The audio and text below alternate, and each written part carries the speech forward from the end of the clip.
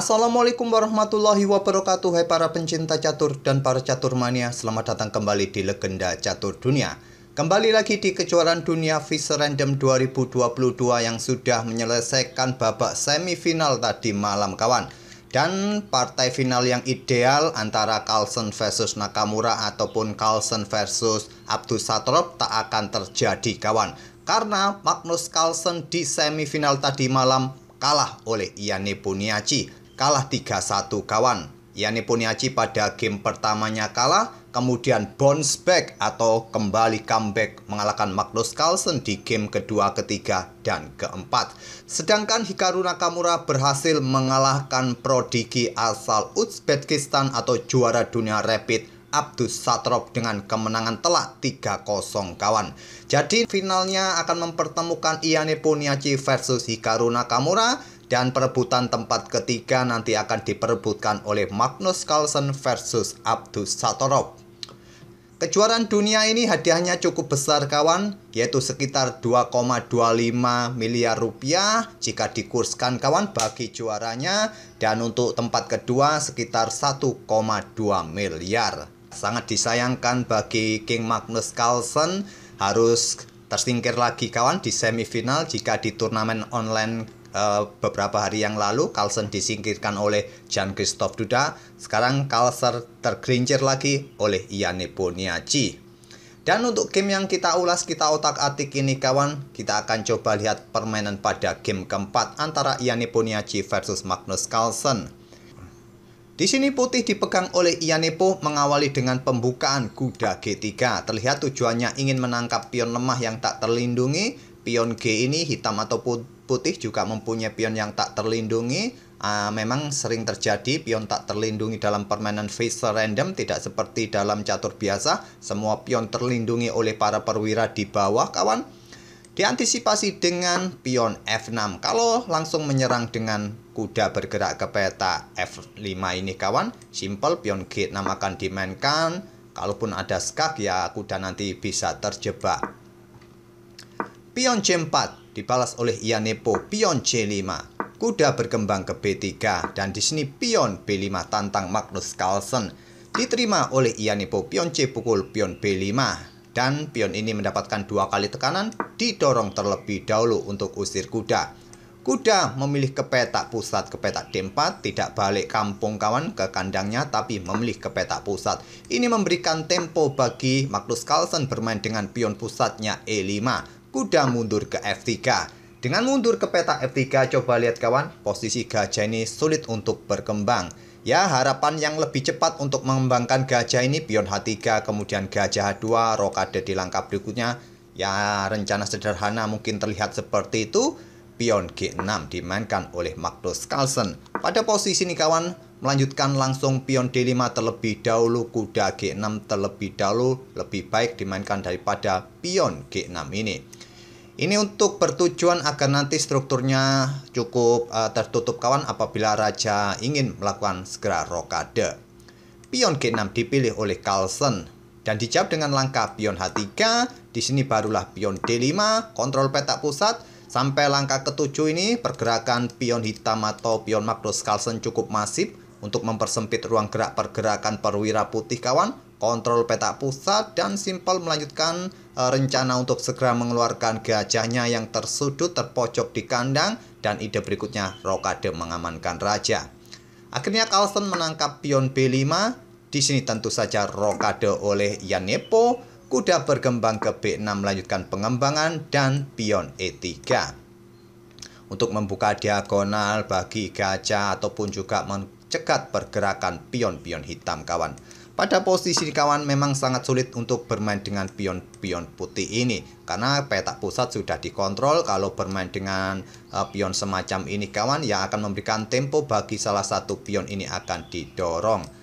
Langkah terbaik lainnya ya pion B3 kawan juga untuk menantang pertukaran pion. Oke, tadi pion E3 dipilih oleh Ian Nepo, gajah E6 melanjutkan pengembangan gajah, terus rokade di langkah berikutnya. Pion B3 tantang Ian Nepo ditolak, Magnus Carlsen mengamankan raja, rokade pendek.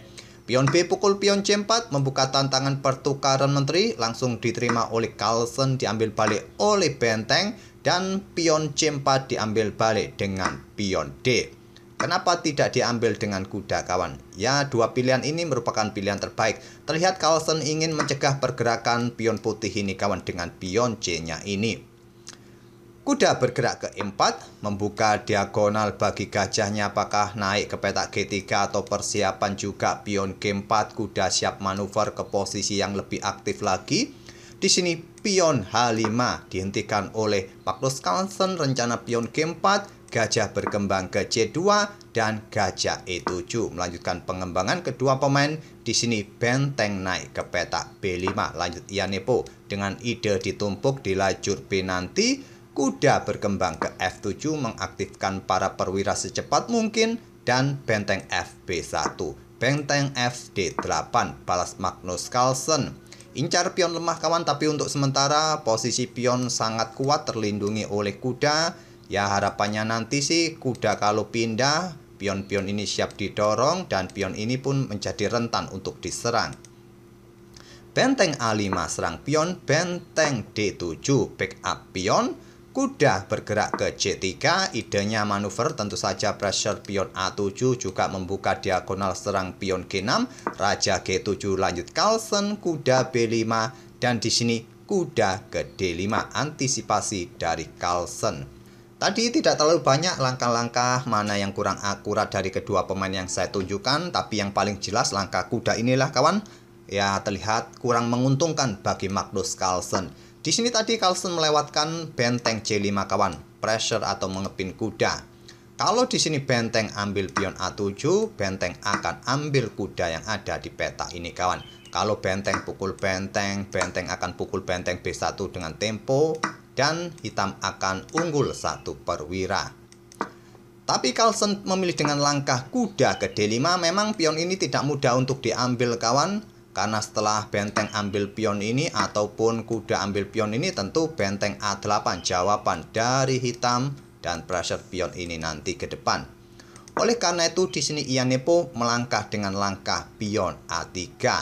Sama-sama, kawan, kedua pemain melewatkan langkah terbaiknya. Kali ini Iannepo melewatkan langkah kuda, bukan kuda ini tapi kuda B ini lompat ke petak D4, kawan. Langkah terbaik. Pressure gajah di sini dan gajah sudah tidak bisa melarikan diri lagi. Kalau lari ke sini menantang pertukaran ya disikat oleh kuda, kawan, diambil balik dan diambil balik oleh gajah dan coba lihat gajah nanti akan memberikan serangan tusuk sate. Ya, langkah yang logis adalah menerima pengorbanan kuda putih, kawan.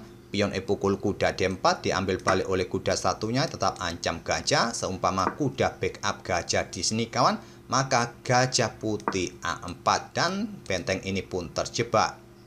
Kalau Stockfish menyarankan benteng ini naik ke petak C7, kawan. Kemudian kuda ambil gajah skak, diambil balik oleh kuda. Selanjutnya di sini gajah gelap ambil benteng yang ada di petak C7. Dipukul balik oleh kuda, maka benteng ini tewas oleh gajah terang. Kalau dipukul balik oleh benteng, kuda ini tewas, tak ada yang menjaga, kawan. Dengan keunggulan kualitas perwira seperti ini, putih akan menang. Kedua pemain melewatkan langkah terbaiknya, kawan. Iannepo tidak melangkah maksud saya dengan kuda B tadi, tapi bergerak dengan langkah pion A3. Untuk kontrol petak B4 ini dari manuver kuda. Carlsen gajah C5 dibalas dengan benteng A6 serang gajah terang, diblokade oleh gajah B6 dan di sini pion A4 merupakan jawaban terbaik, kawan, untuk didorong lagi, tapi memilih dengan langkah pion E4 terlebih dahulu ancam kuda. Kuda ke C7 menantang pertukaran ataupun juga ancam benteng di sini. Di sini Iannepo memilih dengan langkah pertukaran benteng. Kuda ambil pion A7, artinya Iannepo nanti untung satu pion. Kuda ambil benteng A6 balas Carlsen dan kuda ambil benteng C8 ancam gajah gelap, punya tempo juga, kawan. Gajah ke C5, kuda kembali ke petak B6 ancam benteng satunya. Kalian tidak mudah, kawan, ambil kuda ini karena benteng akan sikat balik dan posisinya menggarpu dua perwira ini. Kalau kalian hadang dengan benteng di sini, ya simple, benteng pukul benteng diambil balik oleh kuda. Putih akan menjawab dengan langkah kuda ambil pion yang ada di petak E5 ini, kawan. Dan untung satu pion lagi, kawan, di sini. Kalian juga tidak mudah untuk ambil pion di sini karena diambil balik oleh gajah, kuda juga bisa tewas. Oke, kembali lagi ke langkah aslinya. Setelah kuda B6 oleh Iyanepo meninggalkan mejanya kawan. Tidak ke warung sebelah atau ke warung kopi, tapi mungkin ke toilet. Iyanepo cukup enteng permainannya kawan, dalam posisi yang bagus. Dia hanya butuh hasil remis. Dia santai permainannya kali ini di game keempat. Dan setelah Iyanepo kembali ke meja, Carlsen bermain dengan benteng D8. Kuda ke D5 menantang pertukaran. Di sini mengorbankan pion kawan, dan ini ditolak oleh Carlsen, memilih dengan langkah kuda ke D6. Lebih baik ya ambil kuda yang ada di sini, Stockfish diambil balik oleh pion. Kalian bisa ambil pion ini. Secara hitung-hitungan permainan cukup seimbang kawan, tapi lagi-lagi Carlsen harus berbuat sesuatu untuk bisa menang kawan. Karena kalau langkah gajah pukul kuda akan menghadirkan permainan yang seimbang atau remis. Carlsen melangkah dengan kuda D6, dibalas dengan pion D3 menantang pertukaran. Diterima, diambil balik. Sekarang gajah ini cukup aktif juga memberikan tekanan. Kuda mundur ke B8 dan pion mulai didorong kawan untuk menghindari ancaman gajah dan siap didorong nanti mempunyai potensi promosi. Kuda D7 lanjut Carlsen dan kuda D2 balas Iyanepo. Persiapan kawan, manuver ke peta-peta ini, gajah langsung ditarik mundur ke peta A7. Kuda tetap beraksi kawan, dan persiapan juga tetap bergoyang dengan langkah-langkah yang cukup merepotkan juga langkah kuda ini. Pion G5 lanjut Carlsen, di sini raja bergeser. Untuk menghindari diagonal gelap ini kawan, pion ini siap didorong untuk membantu peta G4-nya nanti. Dan barulah sekarang Carlsen ambil kuda yang ada di peta D5. Kita sudah melewati time controlnya langkah ke-30. Jadi selepas langkah 30 tadi sudah ditambah. Sekarang kita posisinya berada di langkah ke-33 kawan. Diambil balik oleh pion E. Kuda ke B6, dan di sini ada dua pilihan terbaik kawan bagi putih. Melangkah kuda ke sini dengan ide melakukan skak garbuan terhadap benteng, tapi mudah diantisipasi. Kalau kalian melangkah dengan kuda seperti ini, raja pindah, benteng pindah pun sudah tidak ada skak garbuan. Tapi ini merupakan salah satu pilihan terbaik. Iyanepo melangkah dengan langkah kudanya ke peta A5.